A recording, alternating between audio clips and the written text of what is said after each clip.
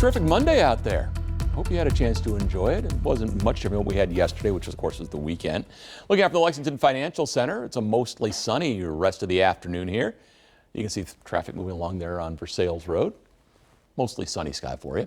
MaxTrack Live Doppler. It's nice to watch the spin.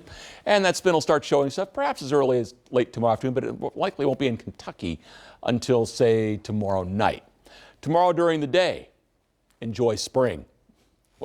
Believe me, enjoy tomorrow. Fun facts to know and tell. A chance for something that's been more than 15 years in the making. And in the 8-day, lots of, and I believe it's dogwood winter. I kind of lose track of which winter we're on, but I think it's dogwood. But there is hope at the end of the 8-day. We'll talk about all that coming up. So, fun facts to know and tell. In terms of late season snow, this is from April 20th until the end of the snow season. We're going back to 1890. There have been 31 days that have measured or had at least a trace of snow come down. Some of those straddled the midnight hour, which shows up on 2 different days. So I looked at the ones that were consecutive, subtracted those by 1, and then we ended up with 27 total events. Last time it happened where we had a trace of snow was April 24th, 2005. Some of the notable ones, May 10th and 18th of 1995. Why is that notable? We had 2 big cold outbreaks in May. Not just the one where it's a one and done, but it happened twice. Same thing happened in 1925, but the second one was all the way on the 25th. That's like Memorial Day.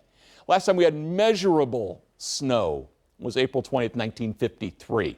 Had 2.5 inches in 1908. We had 6 inches in 1894. That one's been written up in Kentucky weather history.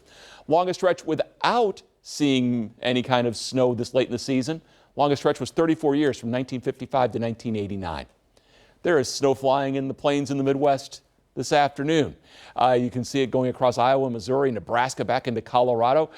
What's interesting here, number one, you've got this strong cold front, and it's very evident in how it all sets up with the wind fields where you've got the clash going on here. And then when you put the temperatures on, you go from 71 there in St. Louis to 40 in Quincy, 37 Minneapolis, 32 back at Rapid City. Even Indianapolis is at 65, 75 Oklahoma City.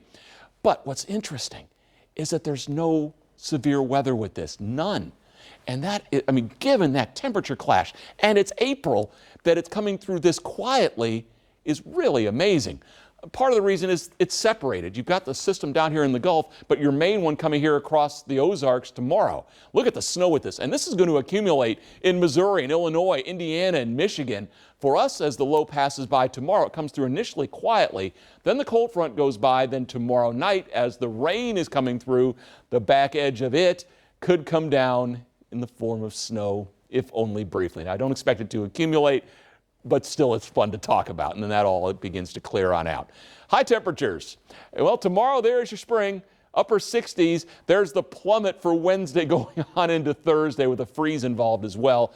We do start to warm up next week.